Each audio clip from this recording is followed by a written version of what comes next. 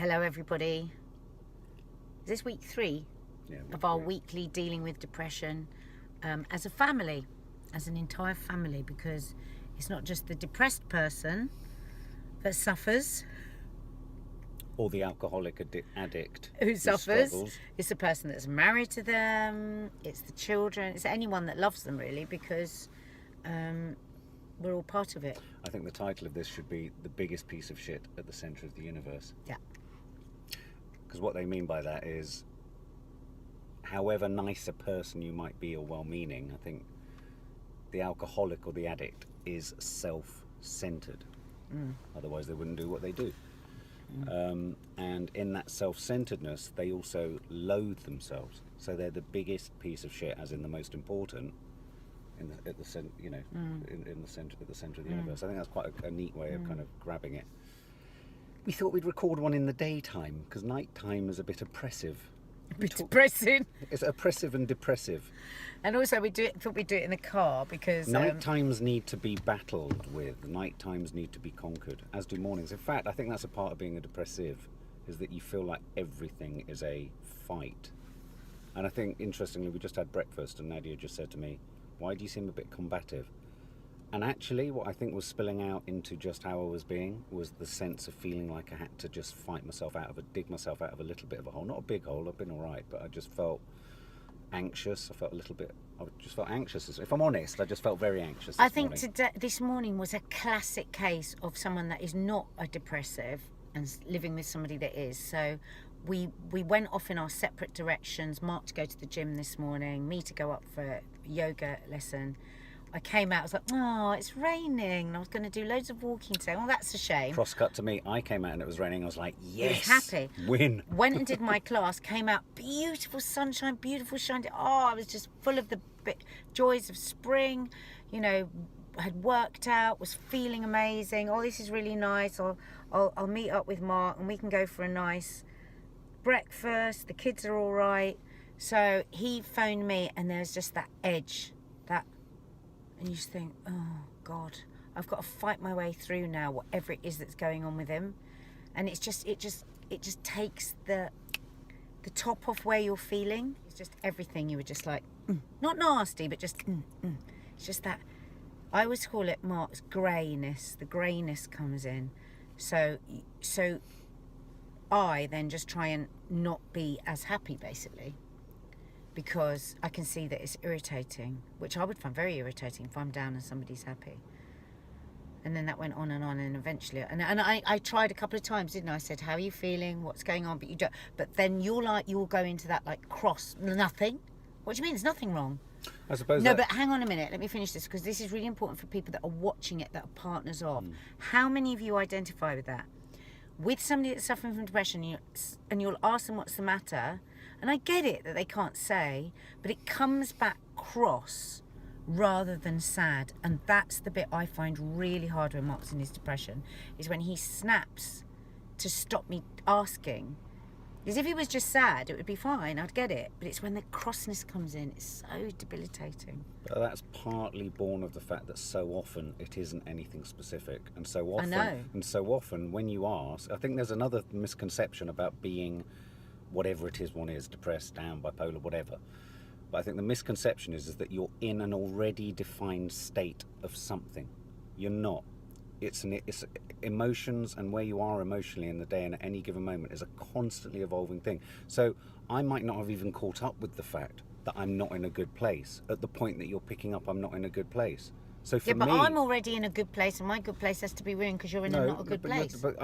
No, because I don't even know where I'm going. I don't even know I'm not in a good place. No, so I I'm know. hardly hijacking anyone's time. No, I know that. I know you're not doing it on purpose, but I'm just talking about it from the perspective of people that are watching this that will go, oh God, that's how I feel. No, I get that. Because, But I'm also because there's lots of people that will be watching and listening to you as the depressed person how it feels, but it's really hard sometimes living with somebody that suffers from depression, and however much your heart knows and your heart understands, sometimes it's just like, we know it's the worst thing to say, but you do want to go, oh, just cheer up, or just pretend you're okay, because you can see I'm really happy today. But just pretend to be happy, because sometimes I pretend to not be happy. I sometimes pretend not to be happy, and I often because I pretend know I am it's happy. a thorn in the side. And I often pretend I am happy. Yeah.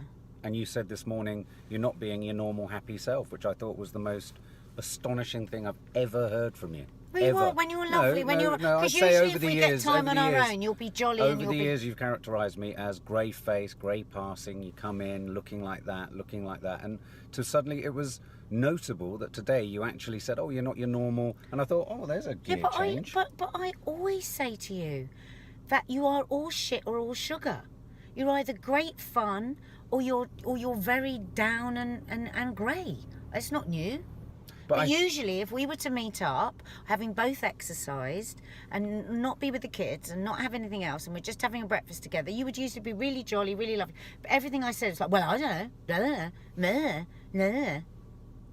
I did apologise. No, I know. I did apologise. I did recognise that I was being like that, and then I started to ask myself, what were you why? being?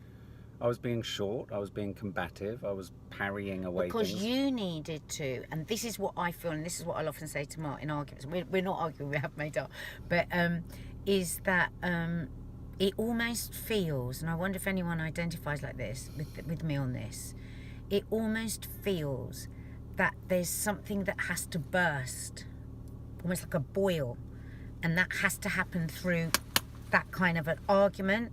And then there's like he will get out some of that anger or that dissatisfaction with himself. I hate that. No. And then this is what it feels like for me. I'm not saying that's what you're doing. This is what it seems like. I could be completely wrong. A lot of people but from say where that. I stand, that's what it feels like. And it's like, oh, now you feel a bit better. Now we've had that combat. No, not at all.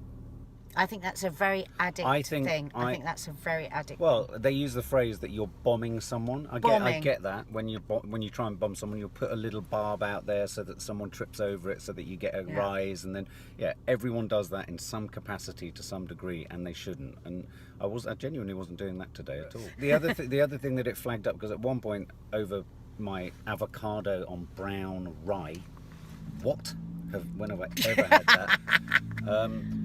I was sitting there thinking, looking opposite me.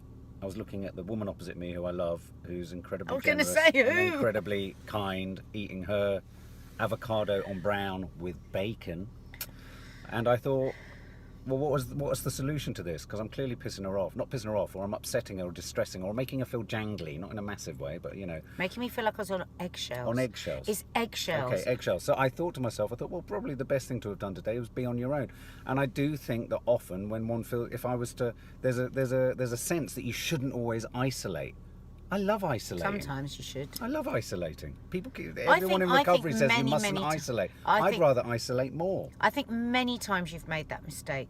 Like with the kids, sometimes when you're down and you stay with us, and actually you would be, because you feel bad, you feel like you shouldn't go off and you shouldn't do something and you feel guilty. But I think it's better to go, because the girls, as I'm sure anyone that's got children, and somebody in their family that I hate saying suffers from depression. What do you say? Experiences depression. And who experiences depression, children know, they pick up on it. And they'll say, happy daddy, sad daddy, down daddy. Don't they? They're so tuned to it. They're so tuned to it. It breaks my heart. Not that you should hide yourself away when you are depressed, not at all. Because I think that it's good, it's part of life. They understand it. They understand that you can't help it. But I think sometimes when you are depressed and you insist on not removing yourself from the family, it's actually harder for you. You make it harder for yourself. Yeah, the girls break my heart. They're so understanding and supportive. Izzy, Maddie and Kiki. And yet I noticed with all of them, Izzy down to Kiki, and this is the saddest bit, is that they almost hop on one foot if they can't quite judge whether I'm up or down. If they can't quite judge a comment, It worries them. I just see them getting, not because, they're worried, because they're worried for me. And that not worried that I'm going to kind of go, because they know that ultimately the only person who's upset, and they know that I have low self-esteem, and they know all of this kind of stuff. But, it's like Kiki. It's a burden. Yeah. It's a burden, because nobody wants to see their parent sad. No child does. But on the other hand, I really do believe that our children have huge empathy. They're very, very kind. they will, because with them being home educated, I'm so often with them in a classroom situation and all of that when they're learning with the home ed groups, I see how they pick up on if somebody needs support or if somebody... So there's that come out of it as well. I just worry how it's going to affect them as adults. I worry that they're going They were going to rescue people. No, I worry that they're going to look back and think Dad was... What was up with Dad? I just again, but this I don't think they will, Mark, because we've been transparent. This is my opportunity to just beat myself up as a father. I worry that I've kind of let them down in some way or something. Could be stronger. And I worry that they'll learn from me how to be a rescuer. I don't think they will get to an age and they'll say, what the hell was wrong with Dad? Because we talked to them about this.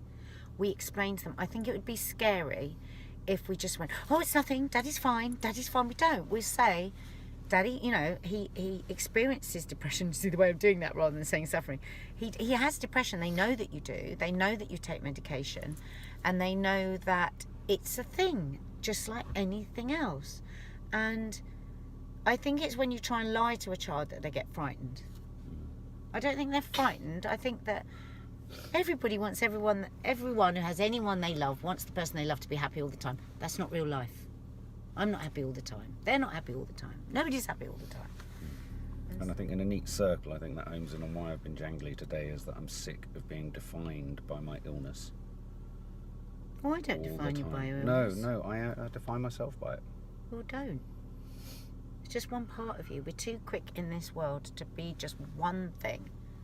You're many things. We are all many things. You're so... Anyway. You're such... You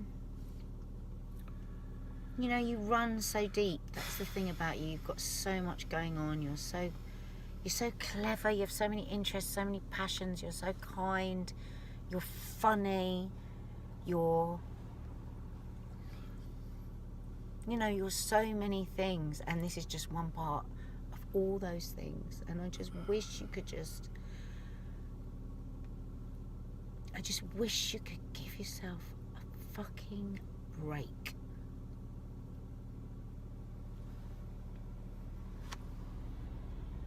But it's just doing these films. I can on the day feel better, but in my soul I don't feel any better. I don't feel any freer.